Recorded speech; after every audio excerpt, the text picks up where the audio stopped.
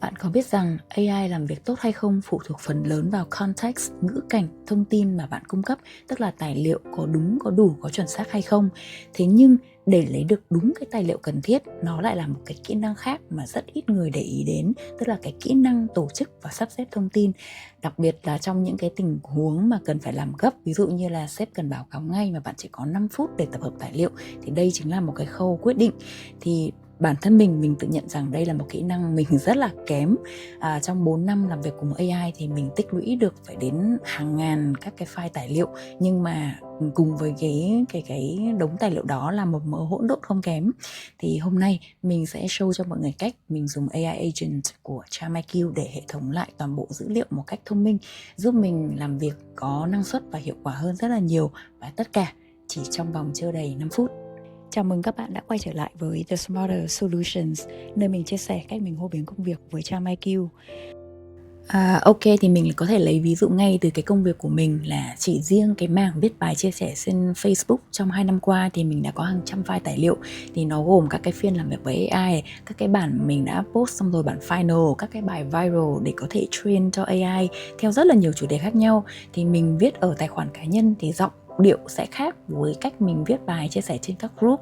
Có bài thì mình viết liên quan đến AI, có bài thì mình viết liên quan đến cuộc sống cá nhân, có những bài review show, review phim. Thì mỗi chủ đề, mỗi mục đích nó lại khác nhau, thì sẽ cần những cái thông tin tài liệu khác nhau để train cho AI. Thì vấn đề là mỗi lần mình làm như vậy, mình lại lưu file, đặt tên file theo một kiểu khác nhau. Thì các bạn có thể nhìn là có file thì mình đặt theo năm, các cái folder, hoặc là mình chia lung tung đó, là có 2025 Facebook Working, rồi 2026. Có file mình lại chia theo tháng, ví dụ như là Facebook VN tháng 5 năm 2026.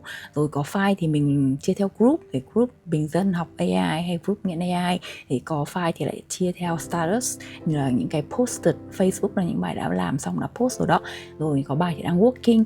Thì không có một cái quy tắc nào là xuyên suốt cả.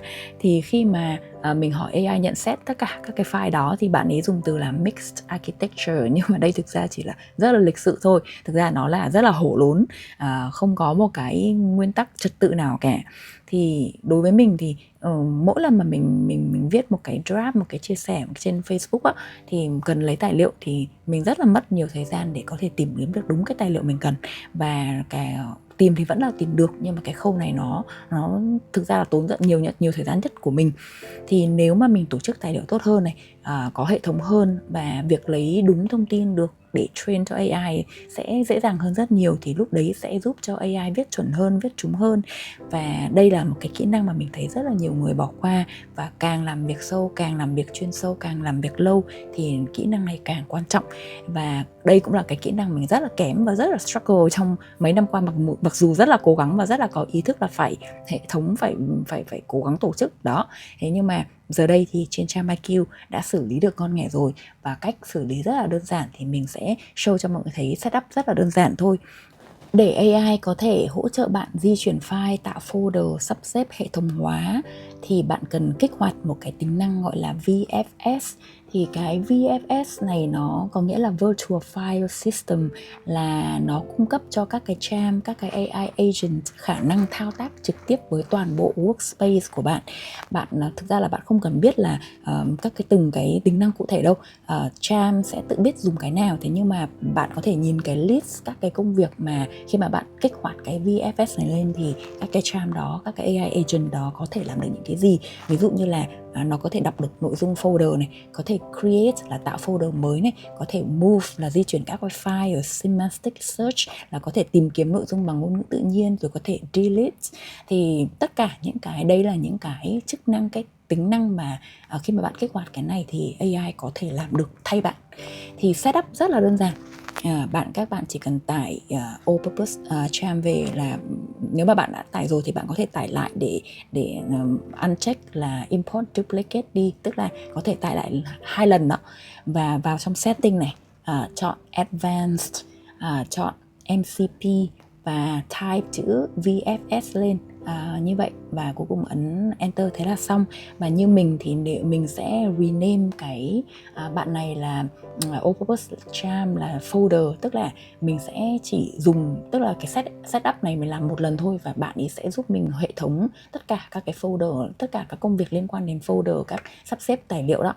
Ok, setup xong rồi thì mình sẽ mở một cái workspace mới, và bước đầu tiên là mình luôn luôn khuyến nghị là cần thảo luận. Đừng có nhảy vào ra lệnh và bắt AI làm việc ngay. Thảo luận chính là cái sức mạnh lớn nhất của AI, và khi mà bạn quen được với việc thảo luận thì không những là công việc của bạn hiệu quả hơn, mà nó còn giúp cho bạn cái khả năng tư duy tốt hơn và làm việc thông minh hơn. Thì đầu tiên mình sẽ phải nhờ Cham xem trước toàn bộ cái cấu trúc folder trên Facebook của mình và đưa ra nhận xét. Thì bạn ấy sẽ liệt kê những cái vấn đề, là những vấn đề của mình là không nhất quán này, không có logic xuyên suốt. Và tiếp đến thì mình sẽ, sau khi phân tích vấn đề, mổ xẻ vấn đề xong rồi, thì mình sẽ nhờ Cham là gợi ý cấu trúc mới. Thì bạn ý sẽ dựa trên cái phân tích của bạn ấy, bạn ý sẽ đề xuất là mình chia ra làm hai cái loại folder, ví dụ như là working là tất cả các cái file đang làm việc và chia theo năm này, rồi posted là tất cả các cái bài đã đăng chia theo năm, theo chủ đề AI related hay là non AI đó. Thì mình khi mình nhìn cái structure này thì mình thấy hợp lý. Đúng là thực ra là mình chỉ cần có cái file, cái working làm việc là chia thành một cái folder riêng, là tất cả những cái phiên mà mình thảo luận với AI rồi đó. Thế còn những cái file mình đã làm việc xong là những cái kết quả, những cái sản phẩm cuối cùng, thì mình thường đưa vào một cái hệ thống để có thể theo dõi này, có thể quan sát, và sau này có thể dùng để train cho AI để có cái kết quả làm việc tốt hơn. Thì khi mà mình ok với cái structure này rồi thì mình sẽ xác nhận và duyệt với bạn ý. Lúc đó xong rồi thì mình mới bắt đầu yêu cầu bạn ý bắt tay vào làm. Thì nếu mà bạn bảo AI sắp xếp đi rồi để mặc đó, thì kết quả có thể là đúng về mặt kỹ thuật, nhưng có thể là không đúng với ý của bạn chẳng hạn. Và cái việc mà lúc sau đó thì bạn sửa khéo còn mất công hơn rất là nhiều. Thì luôn luôn thảo luận này, thống nhất này, kiểm soát xong rồi mới bắt đầu bảo AI thực thi. Thì đấy luôn luôn là cái cách mà mình tiếp cận đối với tất cả các vấn đề mà khi mà mình làm việc với AI đó.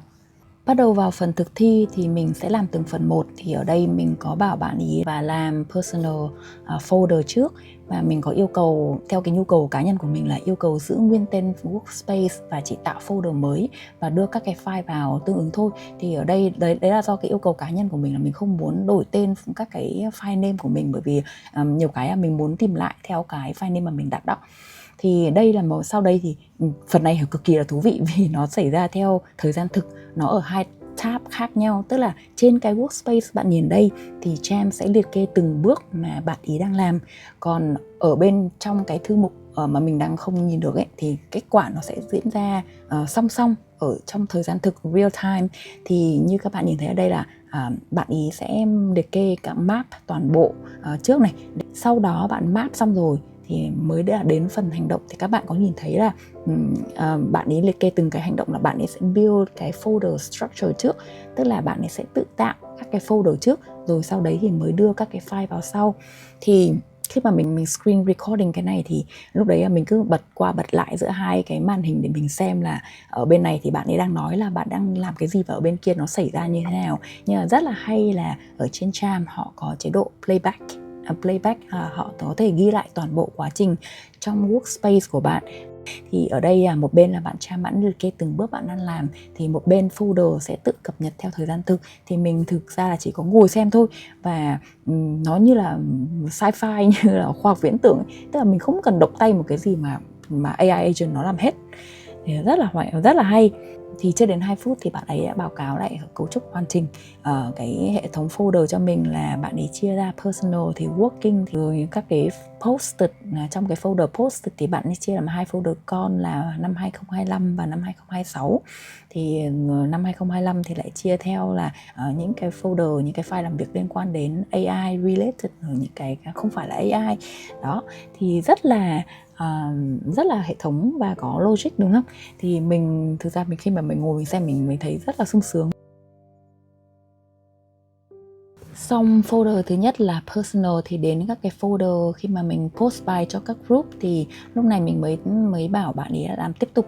Thì cái cách tiếp cận của mình là mình hay làm từng phần một để có thể kiểm soát chất lượng một cách tốt hơn. Thì mình sẽ bảo bạn ý là same deal, let's do it. Thì Cham vẫn làm đúng cái quy trình như vậy, là bạn ý sẽ xem toàn bộ trước này, map lại cái cấu trúc rồi mới thực thi.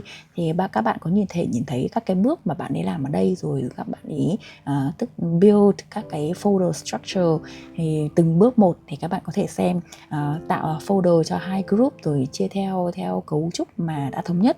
Các bài đã post này, các cái file working rồi chia theo năm. Thì như bây giờ mình đúng là rảnh rỗi, mình chỉ ngồi quan sát thôi. Thì với các cái lượng tài liệu lớn làm từng phần thì sẽ giúp bạn kiểm tra được ngay tại chỗ, và nếu mà thấy sai thì có thể sửa ngay và không để tích lũy. Vậy là toàn bộ quy trình gói lại trong vài bước đơn giản. 1 là setup Cham, 2 là thảo luận để thống nhất cấu trúc, 3 là xác nhận trước khi AI thực thi, và cuối cùng là kiểm tra từng phần khi làm xong. Thì mình thấy là tài liệu là cái trí tuệ mà bạn tích lũy qua nhiều năm. Nó thể hiện cái kinh nghiệm này, cái giọng văn rồi cách tư duy của bạn qua từng giai đoạn. Thì khi mà được tổ chức tốt thì bạn lấy đúng context cần thiết thì đưa cho AI, train cho AI, thì AI sẽ trả lời chính xác và chuẩn hơn rất là nhiều. Và đặc biệt là nó sẽ giúp tiết kiệm được cái token hay credit một cách tối đa. Thì đây là một phần rất là cốt lõi trong cái kỹ năng context management, và bây giờ thì bạn có thể để AI hỗ trợ phần tổ chức đó. Thì chúc các bạn có cái hệ thống tài liệu, dữ liệu khoa học để có thể làm việc thông minh hơn và hiệu quả hơn. Nếu các bạn muốn biết thêm các mẹo hay ho khác về cách mình sử dụng ChamIQ thì đừng quên like hay subscribe kênh Smarter Solutions của mình nhé. Hẹn gặp lại các bạn trong video tiếp theo.